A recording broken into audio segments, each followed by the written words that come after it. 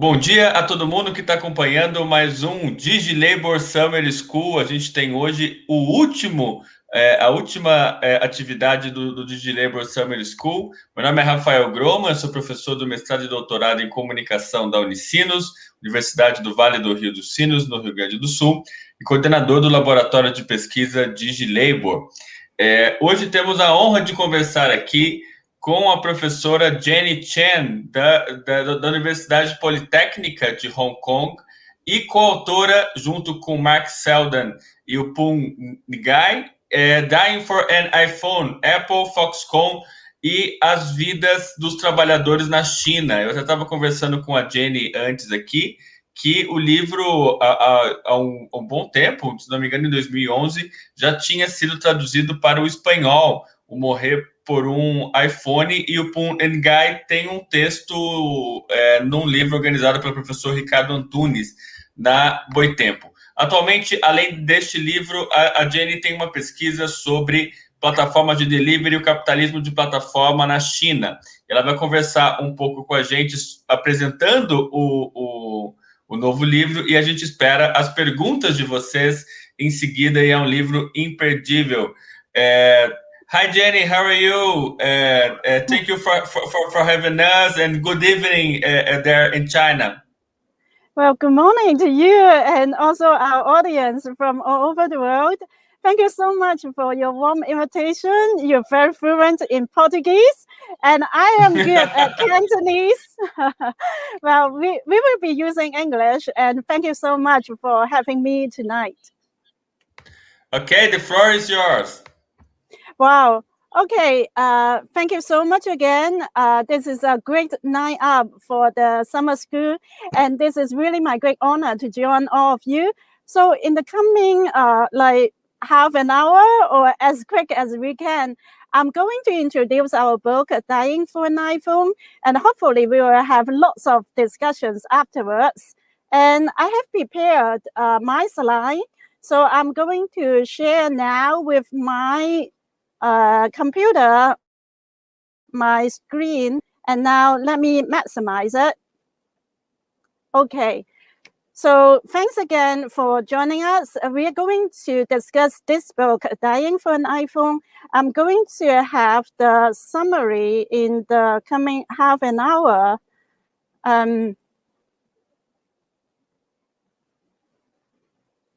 Okay, Jenny, we have not see your full screen. If you can share your full screen. Okay, can you see it now? Because it is in my full screen already. Can you see the very front line? The front slide? Okay, so maybe I can do that again. Okay. So let me share again because it might have some technical issue.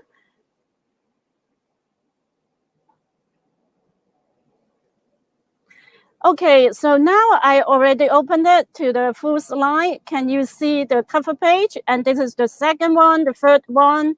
Can you see it? No, it's not only full screen.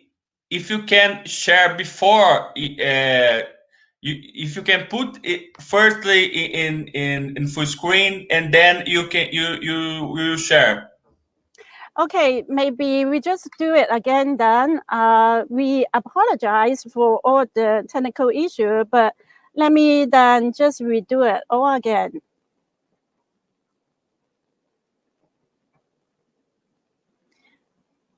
Now, this is my screen that I want to share by using my computer. Can you see it?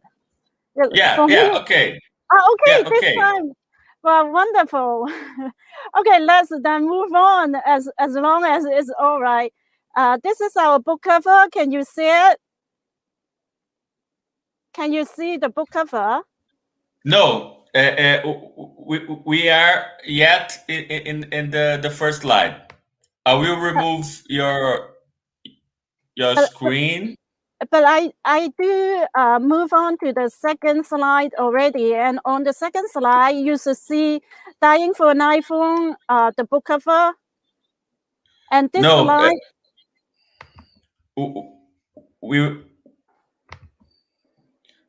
let's go again. If you can put in the second slide. Yes, this is the second slide. Okay, can you see the outline on this slide? There are 4 points I put on the computer. Outline, and then 1, 2, 3, 4. Okay, what do you see then? We see the first slide yet.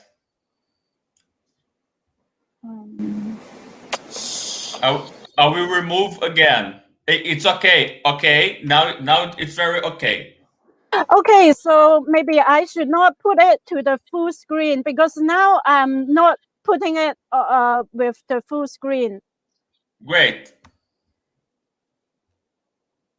For example, now I can also see my own set of slides.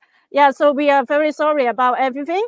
But on the left-hand column, you will see the different slides. And on the right-hand side, you will see the bigger, like the bigger screen, right? But this is not the full slide model. What do you think? Well, if we can... It's okay. It's ready. Let's go. Okay, then I don't put it the full slide, right? So we just do like that. Am I correct? For us, it's okay if you can. Well, now this is the full slide, but then you cannot see it, isn't it? Yeah. This is the full slide mode. Okay, then I don't use the... It's okay. We can go. Okay, let's go then. Thank you very much. This is going to be the Korean translation. We are very glad that after some effort, well, actually 10 years already, then we put it into the English version, and a Korean version will be forthcoming. What we are going to do is a quick summary about labor, the state, and global capitalism. I will open up with the analytical framework, but that will be really short. I want to share more about our findings. And they are the migrant workers and student interns. They are the interns from vocational schools in China, but they are actually the people who are making our iPhones. Finally, this talk is not going to be very depressing. We do want to open up some hope to generate ideas for discussions, and that is the reason why we want to discuss about alternative developments. Are there any possibilities for non-capitalist social relations, but still very productive and engaging model of production? Okay. The book title, Dying for an iPhone, it has a double meaning. It refers to a new generation of Chinese workers who are struggling to make our iPhones, while consumers around the world also queue up to buy the latest models. So this is an attempt to combine production and consumption. For the tragedy of worker suicide, it inspires some thoughts about the unsustainable production model, as well as reflecting on us consumers, what we might do or what we can do to support the labor movement. So 10 years ago, in 2010, 18 workers attempted suicide at Foxconn factories in China. 14 of them died. Only 4 survived with crippling injuries. They were young, between 17 and 25 years old, or well, rural migrant workers. They moved to the cities from the countryside.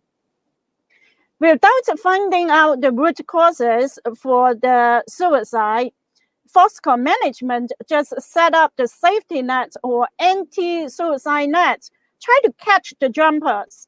But can it really help save lives? As we dig deeper, we find one, well, actually quite a number of social media and blog, and this is just one of them. A worker puts the use of death is simply to testify that we were ever alive at all, and that while we lived, we had only despair. We translated And as you can see, for them, desperation, feeling hopelessness, that is part of their life. And by using suicide as a means, they show or they prove that they have been living at all. But that is a very tragic moment.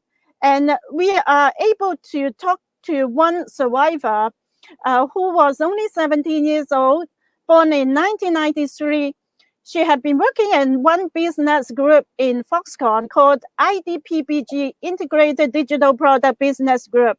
And this business group that is only focusing on Apple products. And within Foxconn, there was more than a dozen of business groups. They are always competing against time, to race against time, prices, productivity, to maximize profits. After 12 days, she regained consciousness, but only find that from the waist down, she could no longer stand up. Why? She would take a that action. When she jumped from the 4th floor of dormitory, actually her mind becomes blank. After a month's work, because of the problems of Foxconn, she never got her pay. And without any friends or parents by her side, she just don't know what to do. Later on, for her, as a useless body, she was just flown back to where she was from, in a small village in the central part of China. So her tragic experience is possibly just the tip of a huge iceberg. This is a moment when hundreds of millions of young people like her have been seeking new opportunities in the cities to get involved into the force, the migrant working force, who are on the construction sites, in the factories, or some other service workplaces, to really drive China to become a global powerhouse. For us, what we are most interested is really about these young cohort, their experience. We situate this study into the framework, first of all, about the export-oriented industrialization, migration, labor studies. And the second main components of our analysis, because we really hope to prevent or even to end the suicide tragedy, and borrowing the insights from global value chains or global production network studies. We do not only understand corporate social responsibility or other company-led regulatory model. They are the smoke. The fundamental issue here is the imbalanced power structure that is determined by the buyer and supplier relationship. So some more critical scholars would rename global value chains as global poverty chains. That is mainly referring to the fact that these are the very low-wage workers. They do not ever receive a living wage. Finally, we have to, again, think about, in a broader sense, the capital-labor relationship is situated in the authoritarian regime in China. So we also have to take into account of the role of the state. So this is a collective investigation since 2010, when there was the suicide tragedy, until the outbreak of coronavirus in the end of 2019. For 10 years' time, we have been doing interviews, undercover research in the dormitories, in the factories, and collect the workers' poems, their songs, open letters, photos, videos, and put together all these first-hand and second-hand materials. We also ask the managers as well as government officials about the fact that they have to enforce some rules and laws. So what are their responsibility too? Our goal is not just to learn about what is inside Foxconn, but there are indeed two major objectives. On the one hand, we have to assess the extent, to which our Chinese governments and the global technology corporations like Apple, how do they fulfill or fail to fulfill their responsibilities to protect workers in the international production context? And secondly, it is not just about our research practice, but we are really engaging in the movement in action. We are hopeful to inspire and support a new round of global labor struggles in our digital age. And that is really based on the collaborative effort between you and me and everyone who are concerned about our digital future. Okay, in the following, I will be just really brief about the history of Foxconn. But Foxconn is really important. It is the world's largest electronics manufacturer. And as you can see from their official website, they have the global production base in Brazil, in Mexico, and some other Southeast Asian countries, in Eastern Europe as well. The headquarters is based in Taipei in Taiwan, but China remains the global center of its productivity and profitability. So this is a company that was established in 1974. The full name, the headquarter company is called Honghai, a Taiwanese headquarter name, but many of us recognize it as Foxconn, okay? So Foxconn have the biggest buyer, Apple, but indeed it has the contract from all the famous brands that you like. What kind of computer or laptop that you're using for this summer school? Well, I am having a ThinkPad, and you might have an iPhone or some other equipment. I can assure you, possibly more than one or several of your electronics devices are indeed finally assembled by Foxconn. It has the world's largest market, and for China, it is the largest exporter since China entered into the World Trade Organization, the WTO.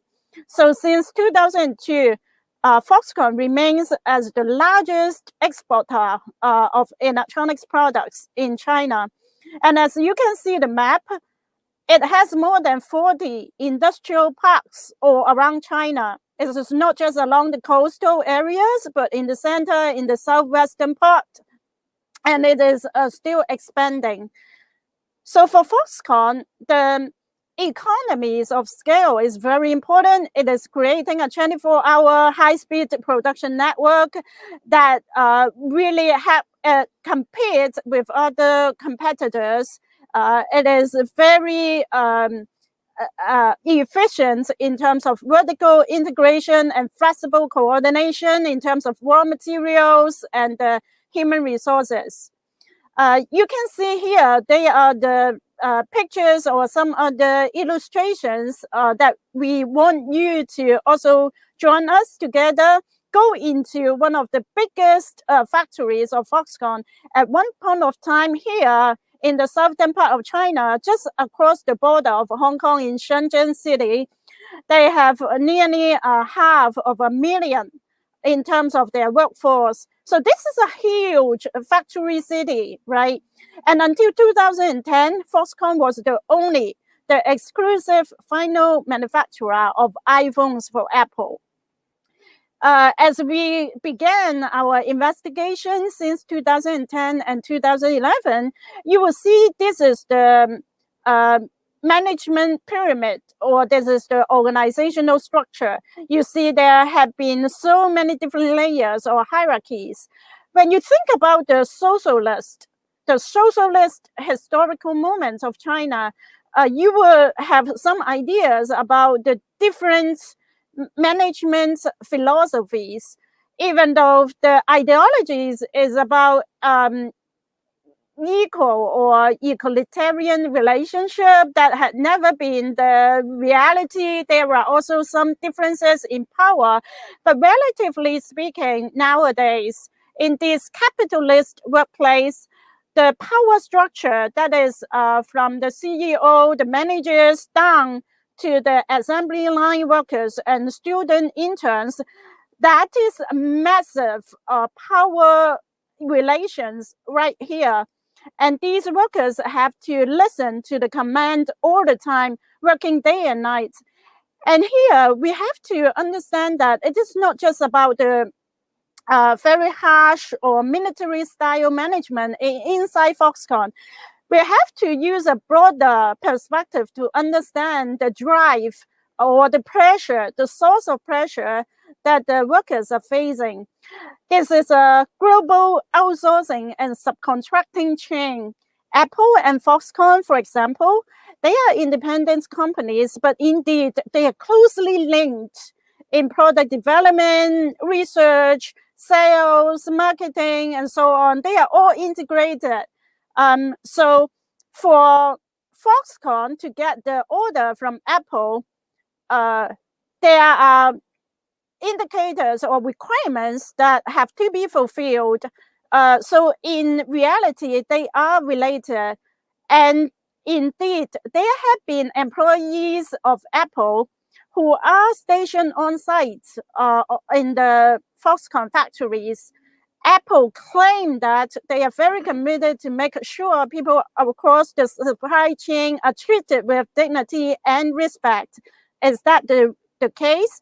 So now let us do some analysis. Indeed, this is a buyer-driven supply chain. The ultimate goal is about profit maximization rather than protecting workers' health and their well-being. Apple controls the prices. So how much I'm going to pay you to assemble the iPhone or iPad, and I am going to dictate the timing. So by what time, the deadline, you have to deliver. And the product cycle are becoming shorter and shorter. So the drive for pressure is going up and up. When we get started to do this research about 10 years ago, the workers were producing iPhone 4. Do you know what is the latest model today? Yeah, so do we really need another new iPhone every year? Today, we have iPhone 12 Pro. There have been the intense pressures that are building up. And when you look at this pie chart, you will know if an iPhone is selling for $100 US, the lion's share of the profit will go to Apple. It's nearly 60%. For raw materials, only about 1/5. And then Samsung or LG and other sophisticated firms, they are supplying the components that are higher value added. You now can see clearly for Chinese workers, that is Foxconn workers in 2010, they had less than 2% of the value created in the supply chain. In terms of the production cycle, this is again a very buyer-dominated structure. The fluctuations of the iPhone order, coupled with the very tight delivery schedule, shift the pressure directly to Foxconn and other smaller suppliers in transnational manufacturing. You can see that during the Christmas time or when the new product is launched in the market, the demand go up. There are two implications here. On the one hand, compulsory overtime. You just cannot finish all those big rush orders in a minute. And therefore, it does force the workers to do overtime day and night. Secondly, for Foxconn, it might not be that profitable to keep a large, stable workforce. There have been some incentive for it to use more on-demand or flexible labor to just keep up with the production needs during the peak time. Let us take a look, then combined with all these global or external pressure, what happened on the shop floor. One worker comment, I screw the screws without a break, and each screw turns diligently, but they can't turn around our future. It's work, work, and continue to work. Here is another poem. A screw fell to the ground. in this dark night of overtime, plunging vertically, lightly clinking. It won't attract anyone's attention, just like last time on a night does, when someone plunged to the ground. It was written by a 24-year-old male migrant worker in Foxconn. He ended his life when he was only 24 years old. And he used the metaphor. Indeed, it refers to someone who commit suicide by throwing his own or her own body from the rooftop. And in the bright red blood, it is a tragic reminder about the suicides years ago. If for those young workers, they are facing very hopeless and stressful life, how about the even younger students who are so-called doing internship at Foxconn? With the global demand for iPhone, our iPads, we just cannot wait. And Foxconn need the human power, not just robots, but human power to assemble the products. And this is the background for the use of the vocational school students from all over China. Are they student interns, or indeed they are the cheap workers? During the summer of 2010, Foxconn used 150,000 interns from different vocational or technical schools. They are mostly 16, 17, or 18 years old. They are not studying in a high school, but in a vocational school. But disregard of their own major, are they repairing cars or doing healthcare, accounting? It doesn't really matter. Everyone will be put onto the assembly line to do the work, but without any skills training. There have been the compulsory overtime, day shift, and night shift, even though night shift should not be allowed. So 10 to 12 hours a day, 6 to 7 days a week. This is a kind of forced or unfree labor, because if they do not work, they cannot graduate on time. Why Foxconn could be so powerful? Because the local governments are in need of Foxconn's investment. So Foxconn basically have any legal responsibility to make internship work. What they really need are these flexible and low-cost labor. So interns get paid. They do have their income, but because they remain as the students, they are not legally classified as the employee. So they would not have any social security benefits like healthcare or work injury compensation and so on. That is indeed a big issue right here. And as we continue to do more interviews, we understand that each and every local governments are competing for Foxconn and other investment.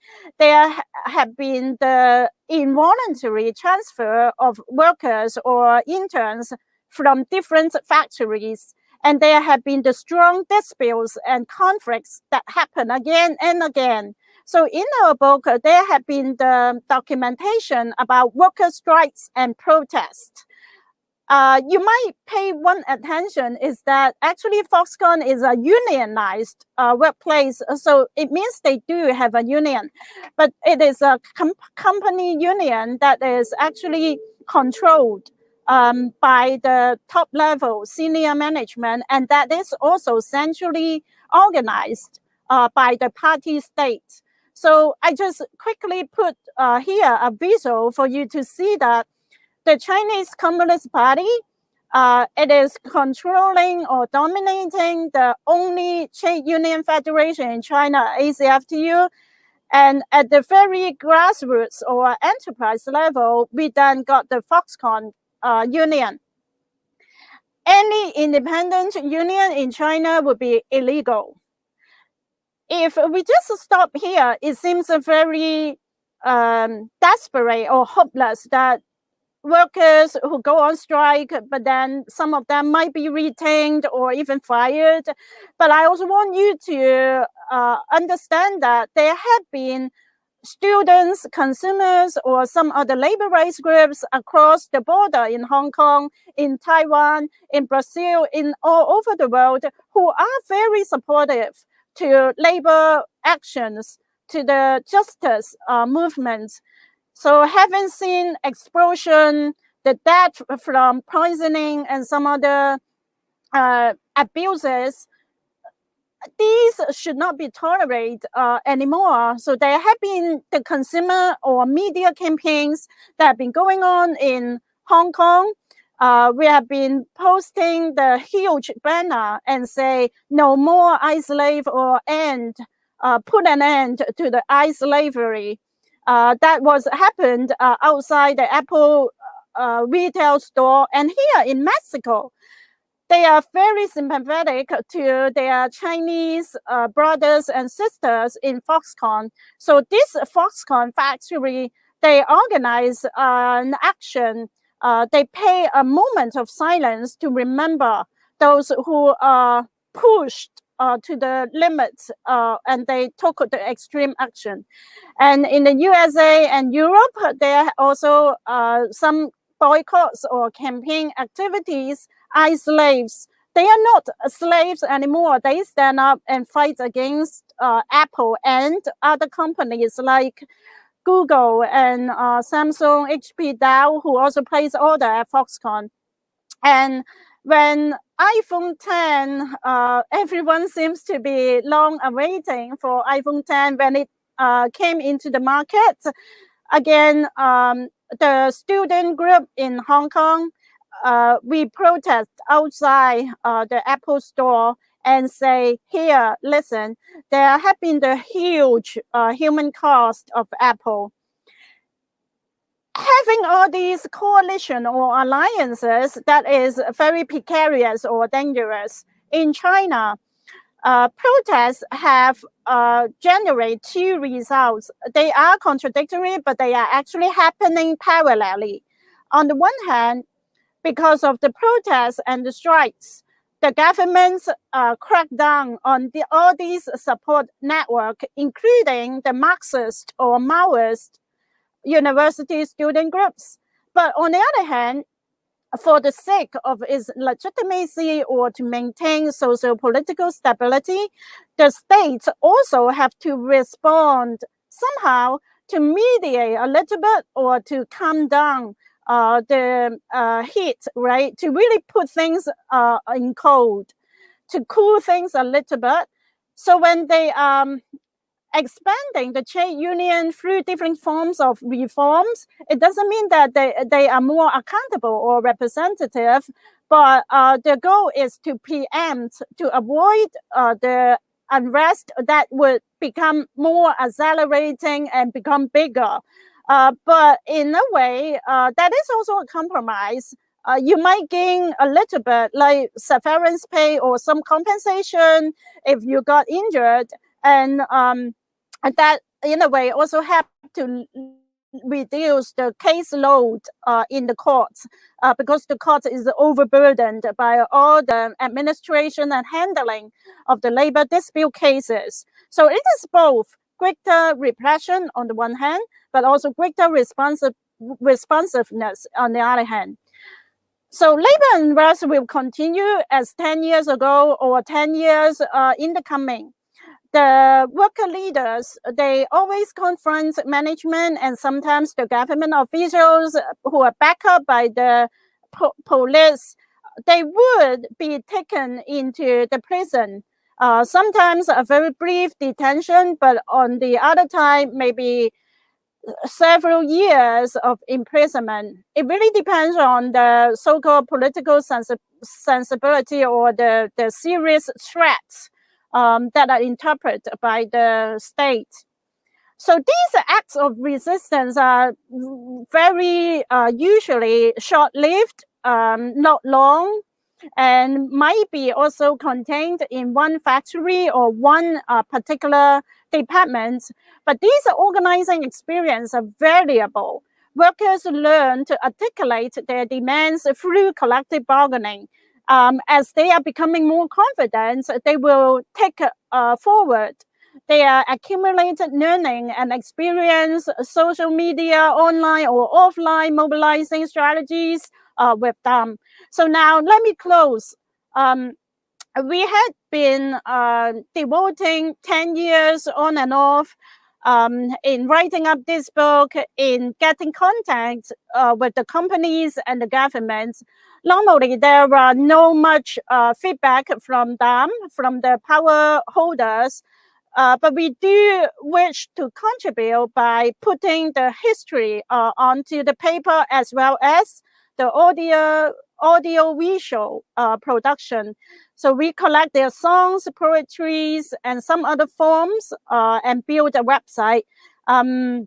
We have colleagues who are helping throughout all these years. And I'm so glad that tonight we have the time for us to learn and interact with each other. From here, what we can imagine in the future, what is being needed is that we really have to be more strategic, build a cross-class anti-capitalist network to unify all these different struggles. Workers and environmentalists, we can join hands together, frame an eco-socialist movement. And for those families, we are concerned about the combination of production and reproduction. Right now, these rural workers, they might be living in the collective dormitories with all different kinds of people. Some are strangers, some are closer to them, but never gonna to be with their parents, their husbands and wife, or their children under the same roof. So we do have to think about daily reproduction and the generational reproduction needs of these migrants. And gender equality, no sexual harassment in the workplace. These are also very important elements in a more global campaign. And finally, it is not just about labor or work. It is about the polity, a more democratic kind of decision-making process. And the right to unionize should be fundamental. Thank you very much for everyone. Let us open up and have some more questions and deeper comments. All right. So now I will stop sharing the slide. Thank you very much. Thank you. Thank you, Jenny, for your amazing presentation and your overview of your new book. We have some questions from audience. The first of one is from Andriele Nascimento. Andriele asks, Jenny, do you think that the consumer's behavior is the very turning point in order to change this exploitation? Thank you very much. Are you Angela or Andrea? So thanks for your fabulous question. Consumers play a very important role. Thank you so much. As you put out this question, that means you also care. Do you know that there have been the Fairphone? Fairphone is a brand that is based in the Netherlands, a Dutch startup. So they care more about the raw material extractives, how to build a more long-lasting or sustainable phone, and finally to recycle the materials that we can reuse again. So I do think that these are the fabulous ideas about ethical consumption, individual consumer power, and they are also at the institutional level. There have been very exciting experiments that are coming up. There is an organization called Electronics Watch. So Electronics Watch, they are advocating for public procurements. A university, a church, or a government department, they will buy because of their bulk purchasing, their institutional power. So they would at a much better position to bargain with Apple, HP, or Dell, or Samsung in asking them to follow the promises in labor and environmental standards. So we had already seen some different experiments that are taking place.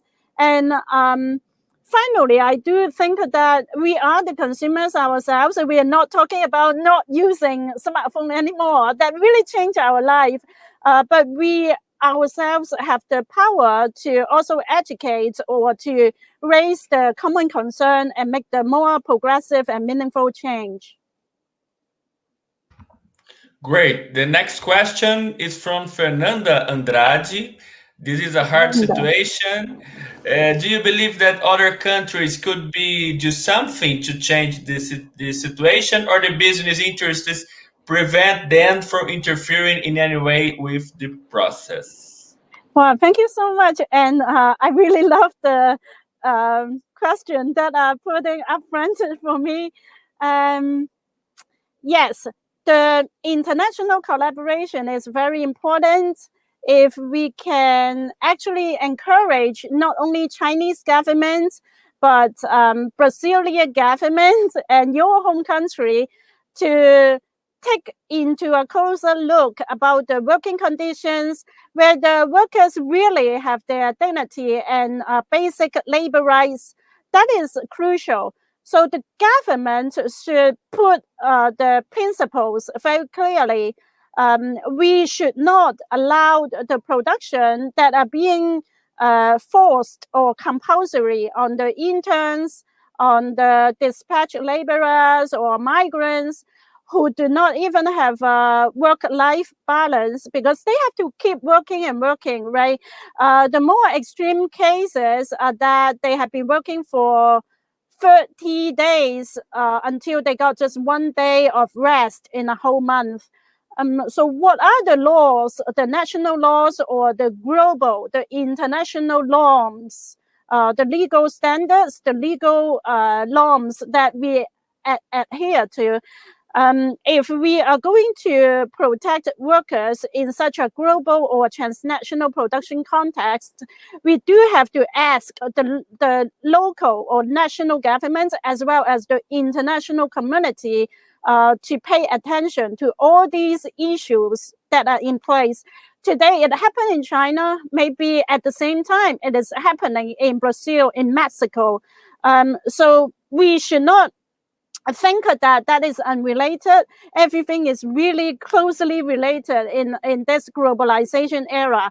So the government should actually put those laws and regulations into an enforcement, right? That should be enforceable. It should not be just a very beautiful conditions put on the book, on the paper, right? So yes, a government should be playing a more progressive role. Great. The next question is from Claudia Maria Coceres about the role of Luddites. Do you think that these conflicts will generate movements of Luddites changing the economic and technological geopolitics? Wow, this is a very big question, Claudia. You remind me one chapter or the mention in Capital by Karl Marx. Technological or the work process, the labor process. Of course, we are not just thinking about breaking the machines or doing something so-called illegal today, but when workers are getting together, that is power. At the key node of global production, when they down their tools, they are able to push the management to join the informal collective bargaining, right? Because collective bargaining in the formal sense, it is not realized in China. The trade union actually dominated by the CEOs, secretaries, or by the senior management, as I said. And also in the specific context of China, neither the government nor the company would really want to see an independent labor force. In this sense, union would always be really a company union, and the main goal is to prevent or to put out the fire rather than empower workers. But I do see some hope that workers had already created their online forum. There have been some social media or platforms that they get together. And indeed, some workers, when they quit Foxconn, Yeah, nowadays some might be deliver food or deliver parcels in the platform economy, but there are also other workers who then set up the worker center. Near the factory in the neighborhood, there have been workers who become the NGO, non-governmental organization officer, and they are providing legal support or some other social services for the migrants, for the young parents, or from their or for their migrant children. I would see this is a broadened imagination. It is not just about workforce, the workplace organization from the bottom up, but that is also a community-based organizing that workers or their supporters, like university students, some other activists, or even some professionals like lawyers or human rights lawyers, they have been putting together their expertise and efforts and try to contribute to the movement. The use of online tools as well as to be safe, because you also know that in China, as well as in other places, media surveillance is very severe. So you cannot reveal your identity, otherwise you will be in big trouble. So it becomes such a common stock of knowledge that workers have to use coding or some other symbols to express themselves. Do you know that very recently in China, there have been the food delivery workers who were so angry and set himself in fire to ask for the wages that is owed to him. So setting himself onto fire, that ignites or reminds us about the Foxconn suicides 10 years ago. So you will see that all these tragedies are still happening here and there. So we want to help everyone to understand that the situation is difficult, just like also in your home countries. There have been the police repression. There have been surveillance here, everywhere, online, offline. But workers are still using all different kinds of technological tools, as well as some other social networking to build their power. Here, just one more final remark. That is about the goal or the demand. I never really see that workers are talking about down with the party, no Communist Party. That is not that kind of political or subversive demand. But most of the time, that are about economic livelihood, where it could be possible to have higher wages, better benefits, or better housing and canteen food. And political-wise, they are trying to democratize the trade union through elections. So they can nominate their candidates, they can put forward their agenda onto the factory table. So that is something more immediate and also politicized. If they are able to have control over a more representative union, I do believe that workers would have more decision-making power at the workplace level. And in a way, Apple and other global buyers would not put so much pressure downward, but workers as a whole, as a collective, could stand up and fight back. So these are the different layers or multi-layers, multi-fronted organizing that I hope maybe you and everyone could think and help us. Our capacity is also in this very limited. And as you see, it has been taken for such a long time to only produce one book in English, and there is no hope for us to really get it out in mainland China. So difficulties and barriers are real. They are very immediate. But let us think about breakthrough or taking one step, one time, and push wider and farther. We have Great. our host, Yeah. Sebastian. Yeah, thank you very much, Jenny. The next question is from Sebastian Anton. Has the recent process of organizing Silicon Valley, the unionization of Silicon Valley tech workers, stimulated some connections with production workers in China and the broader Eastern Asia? Wow, Sebastian, are you yourself also a tech worker? Or maybe a very great organizer? Thank you so much for this interesting question about Silicon Valley. We are aware of some programmers or software engineers in China, and there have been also campaigning against the extreme long working hours. You have heard about 996 ICU, right? Working from 9 a.m. to 9 p.m., 6 days in a week, and you will end up in the intensive care unit. So that is a more popular or quite amazing campaign that many Hong Kong people would also be aware of. And I am not sure how penetrating in China, within mainland China, that factory workers are also aware of the programmers or tech workers protest, as well as those who are in the US and the Silicon Valley. But definitely, I agree with you, there are such a huge potential for different types or different categories of laborers, the direct producers, to work together hand in hand. If you would show us more about some examples or case studies, how Silicon Valley tech workers could communicate with factory workers in China, no matter they are working for Foxconn or Packaging or some other factories, whether they are the language barriers or no, maybe not at all, about the use of Mandarin, Chinese, or English, or some other languages. If not about the language barrier, maybe it is more about the strategies, how to protect each one from being known or targeted.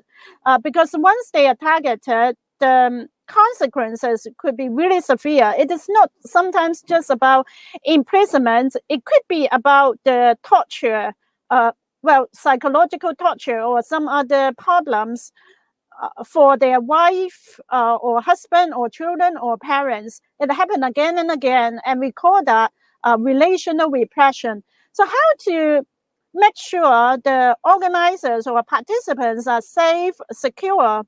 I think that this is really something that we have to discuss carefully.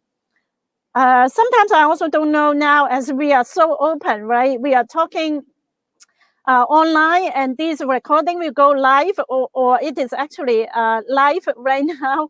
I also do not have an idea who are actually joining us.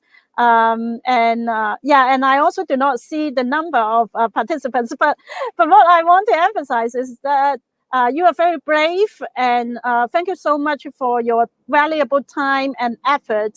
Because when we care about workers in China, we are indeed also care about every Foxconn workers around the world. And Foxconn had more than 29 countries where they have their huge manufacturing sites. And not only about Foxconn, but also Packaging and some other manufacturers. They are competing with each other, and they are shaping the electronics or high-tech consumer products that you and I are using every day at work, in our study, for our entertainment, or connecting with our loved ones. So I do see that it is really all connected in one way and the other. Great, thanks. We have two more questions from our audience, and then we will ask some questions too. The next one is from Ana Virginia Gomes. Good morning or good evening for Jenny. Yes. Could you expand on no breaks and other working conditions inside the plant? Thank you very much.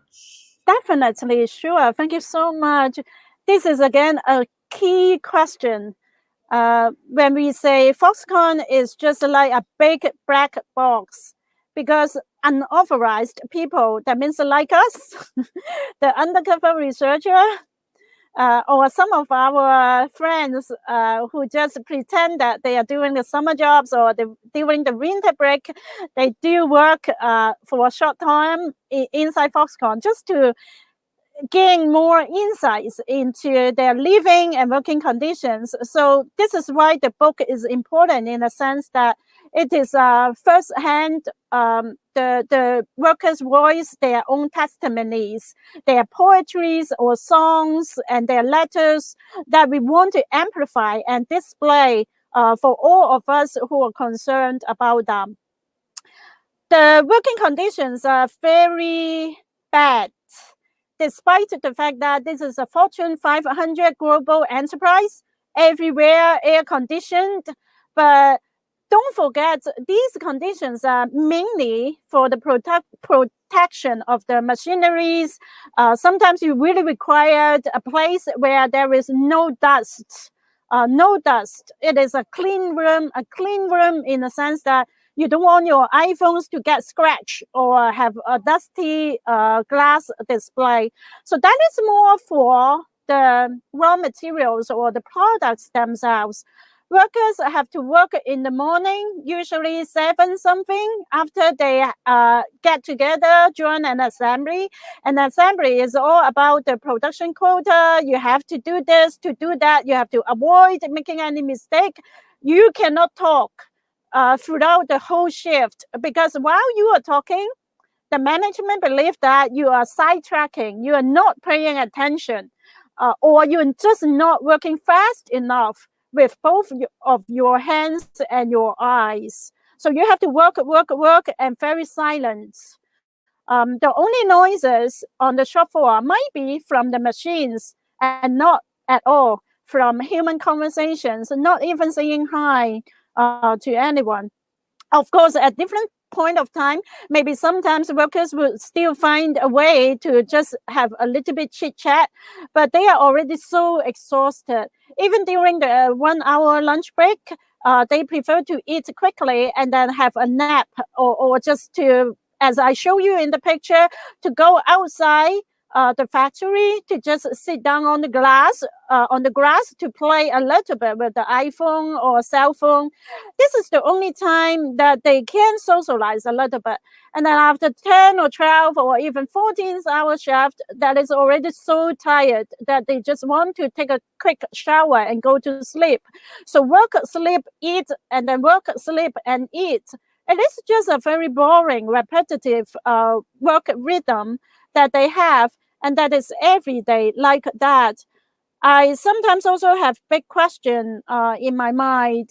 How come, or what might be possible for them to have dating, to just find some really good friends who will know them, who will understand them as a human being. So these are something very, very basic. But still you can see the turnover, the product turnover is shorter and shorter. Apple cannot wait to compete with Samsung. And the design, sometimes you just make it a little bit different, thinner, lighter, smarter. But for workers, that means they have to learn a new model, and to avoid making any mistakes. Otherwise, they will be shouted, or they will be yelled, they will be humiliated. So all these are the basic the parts of their everyday life. That is why there are many young workers who have been moving, deliver food for other platform companies. That doesn't really promise them a more stable income or a better future, but at the least, they share with us that they have some freedom. I guess that is really the reason why in these 2 to 3 years, I start also writing 1 or 2 papers on food delivery workers, as well as express parcel delivery, because of the online consumption, the e-commerce like Alibaba or Amazon in China, that is also super popular.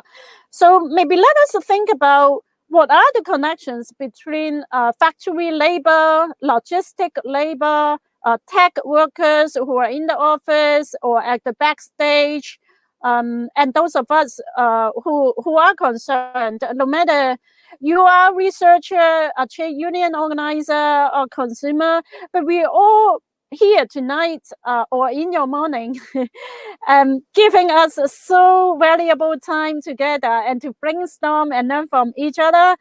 I feel so much appreciated. And I already gained a lot from these conversations and your questions. Great, thank you very much. The last question from an audience is from Claudia Rebecki. Claudia asks, Jenny, thank you for your talk. How has COVID-19 affected this work scenario in China that you explained in your presentation? Right. Thank you so much. We so much want to continue, Claudia. But 10 years, already 10 years, time's really up. And I feel really a great relief when it goes to the printer, because the Foxconn workers and their families really place high hope or confidence and trust in us. So we must get it out. And when our book goes to the printer, one factory shut down. That was also the reason for a little bit delay until the summertime. We got Pluto Press and Haymarket Books in Chicago. So these two publishers, I also have to say lots of thanks to them, because without their support, the production process would not be that smooth. But it was also a difficult time to put an end. As you are right, coronavirus, the pandemic, has severe impact on Foxconn workers and their families too. Some of them cannot resign from their work, because very soon, actually after just about 1 month last year, after the Chinese New Year break, well, we're going to have our New Year holiday in 2 weeks' time now. But last year, until about March, then finally Foxconn resumed the full-scale production. And that was the background why they have to work even harder to catch up with the lost time. Time was lost, but they have to keep even faster and work harder to catch up with the production schedule. And as we all know, Apple and some other companies, they continue to so-called invent and reinvent the new products. So there's no time really for workers to take good rest. So they are pushed again to really work on full scale. But the problem right here is, as we explained, Foxconn is such a mega factory. They have hundreds, thousands of factory workers living in the dormitories, using the canteen on the shop floor. So how we can keep the social distance among them, or to ensure each and every worker will be safe and healthy, and that is a big challenge. And the interns, again, the interns also expressed that some of them cannot go back to their school because Foxconn need their labor power. And again, there is no bargaining chip for these interns to say no, because they have to fulfill so-called the internship requirement to get graduate. So that is indeed quite a desperate situation, and there is no independent monitoring at work. For me, I also have difficulties to get hold with what's going on really precisely at this moment, but I still keep contact with some of them by using different means. So maybe to just put it short, as long as the production structure remains unchanged, and that is a buyer-driven model down along the supply chain, these manufacturers have to fulfill the very short turnover time, the lowest possible price, and in the end, exploitation and abuses will go on with or without pandemic. But with the COVID-19, things are only getting worse, because if there would be really the outbreak of the infections, I couldn't even imagine about the injuries or the death toll. But based on some other reports, we also know that Foxconn is highly flexible. They are producing masks and some other protective equipment during this difficult time. So they are not just assembling our iPhones or iPads, they are also making protective gear.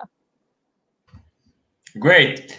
So we have two questions for you, Jenny. The first, in the end of book, you listed and you mentioned too. You listed Foxconn facilities around the world, including Brazil, with 4 or 5 cities. Have you heard anything about Foxconn in Brazil? What I know is mainly they are also an iPhone producers. And we also know that actually Foxconn have huge factories all over, as you see from the book by the end, right? There have been some discussions that the working situations there are slightly better, only because of their trade union power. We also have one scholar, a good friend, who have been studying Brazil and India, Foxconn, and we also have 2 other colleagues who have been, also publishing on Foxconn in the Czech Republic, in the European context, including Turkey. I would highly encourage all of us, for those of you who are interested in doing the studies about Foxconn, please get in touch. And we are so happy to share what we have at hand. Yeah, so basically, I just know that it is set or destined to be a big production base as well. But let me really remind everyone, since 1980s, 1990s, 2000 and 2010, decades already passed, it is still China who remains as the biggest supply base all over the world. For all other places, including Wisconsin, actually I pay much more attention to the USA, Foxconn, Wisconsin. Not only because of Trump and Biden's competition for the presidential elections and the votes there, but because Foxconn had set up a very high promise that they are going to turn Wisconsin as a major manufacturing site, so make America great again. But it just turned out to be a nightmare, despite the fact that they already got the local state subsidies and got all the people evicted farther away, because you need the land, you need the space for the road, for other facilities. So to be really careful about what Foxconn could bring to the community and what destruction it will warrant, because as long as capitalist production remains in this kind of mode, that is labor and environmentally destructive. Great. And the final question is about your new research about express delivery, labor, and platform capitalism in China. Tell us a little bit about your new research. What's your main findings? What your research questions, briefly, if you can? Sure. Thank you so much. I am still a learner, but already completed 1 chapter. I'm also so glad that it's done. You already got quite a good sense about Amazon flex labor. Their flex worker is the independent contractor who even have to buy their van or to provide every means of production. And then they are also earning on a piece rate basis. So basically, you can only make money when you successfully deliver, right? So that is the same in China. But what a crucial finding for me is really down the logistic chain, when these workers pack the goods and also deliver the letter or parcels, so they collect and also send parcels, right? Not one person would be able to cope with the high workload. As a result, he will usually have his wife, sister, brother, or uncle, cousin to work together. But these voluntary family members' labor are unpaid. In a sense, these labor are subsidizing the logistic chain or the delivery work at the very end, at the bottom of the chain. that is an important finding, because what I see is family and work, the boundaries are become blurred. It is no longer distinguishable.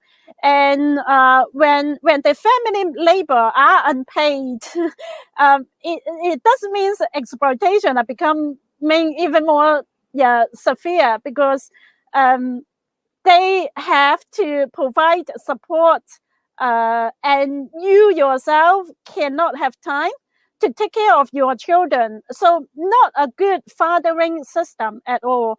Most of these children of the migrant delivery workers are left behind in the countryside. So I guess this is really a main finding. The others you might already know, like how the algorithm or the platform control in terms of time and prices, right? So that is one thing. About food delivery, we know that the number of food deliveries in China are amazing. According to some estimations, more than 7 million. But that is a very monopolized situation, mainly basically dominated by two platforms. But there are also newcomers, right? But not as big as Food Panda or Deliveroo. Actually, they are Meituan and Autonomia. So two monopolies still poly, right, in China. So things are also not that good. But food deliveries are indeed a little bit different from express delivery. For express delivery worker, they see themselves as the micro entrepreneurs. They are doing business. They are building their clients' customer base, because the customers are asking them to deliver the goods. They will come back again and again if you really keep a good condition relationship with them. But for food delivery, they are really running against the time, and sometimes good services are needed, because you are checked by your appearance, your punctuality, and so on. So food, like accidents and some other troubles, that also appears on the media already. So I see lots of similarities here. And in New York City, I see some news reporting that make me feeling so excited. I do see that the food delivery workers, they are even discriminated to use the toilet, the bathroom in restaurants. I think that is absolutely terrible, but it is quite the same in China, because these food delivery workers are seen as a smelly body. You are dirty, you are smelly, you are unwelcome, especially in the high-end dining place or in the theaters in China. So all these are the daily encounter that we have to care, not just about economy. Economy is really, really important, but that is also about social and political arena.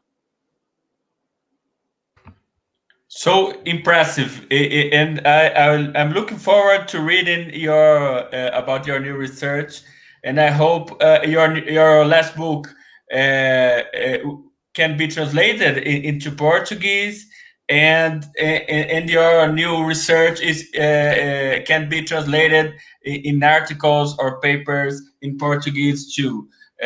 Thank you very much for having us and for your amazing presentation. People in Brazil cannot imagine the situation of Foxconn in China, and the platform workers and workers in Foxconn in China. Thank you very much, Jenny. Well, thanks for being so kind and supportive. I really enjoy our conversations tonight. Thanks for helping to set this up, because that is an amazing lineup for the summer school. I also indeed take a look at other speakers, the video. So thank you so much. And all of you, your questions really mean a lot to me. So inspiring, so important. My work is actually just quite at the beginning. I have a lot to learn from all of you. But I always believe that we might have to also learn from the past. There have been the socialist transitions. That is not the same as what we seem to get used to with the global capitalism structure. There might be really an alternative way, and that is also productive and meeting the needs and purposes of people. So I really hope that things could be gonna to be a change if people love to learn more about already the 10-year-old research on Foxconn. We are so happy to share, and I do hope that it is just one point of time that will have even bigger momentum to generate other new research that are so important, worthwhile to dig deeper as well. So our work is just a tiny bit in a big movement, but we really hope that the voices of these workers, they have their human voices, they have their feelings, they really have their desire, their hope. So we should not just let it go like forgetting the tragedies 10 years ago. So it serves still a fresh reminder about what Apple, this most profitable tech company in the whole world, or Amazon, should take really responsibility and protect workers as what they claim. Thank you very much. And we will get in touch too. Yeah. Bye-bye. Bye-bye. Thank you See so you there. much. Bye-bye. Bom, gente, muito obrigado por por mais uma presença. Alguns recadinhos no final. O primeiro são certificados. Daqui a uns 15 dias, mais ou menos, vocês receberão no e-mail de vocês, para quem participou de no mínimo 4 lives, a gente vai enviar o certificado por e-mail em até 15 dias. A segunda coisa é que hoje a gente publicou no nosso site uma entrevista com o professor Igor Calzada sobre cooperativas de plataforma e cooperativas de dados, para quem se interessa. E em breve a gente vai publicar uma entrevista com o professor Aaron Benanav sobre o seu novo livro, Automation and the Future of Work. E a gente anuncia que no início do mês de março, na primeira semana, a gente vai fazer 2 aulas inaugurais do Laboratório de Pesquisa DigiLabour para o semestre 2021/1, no âmbito do mestrado e doutorado em comunicação da Unisinos, com a participação de outros grupos de pesquisa, e a gente vai receber, vou anunciar em primeira mão aqui, as 2 professoras que vão nos brindar com essas lives, que são a professora Jane Schrader, que é autora do livro The Revolution That Was Not, sobre por que o ativismo digital favorece os conservadores, e a professora Catherine Denacio, sobre feminismo de dados, que é o tema do seu último livro. Muito obrigado a quem acompanhou o DigiLabour Summer School durante todo o mês de janeiro. A gente se vê em breve. Um abraço. Tchau.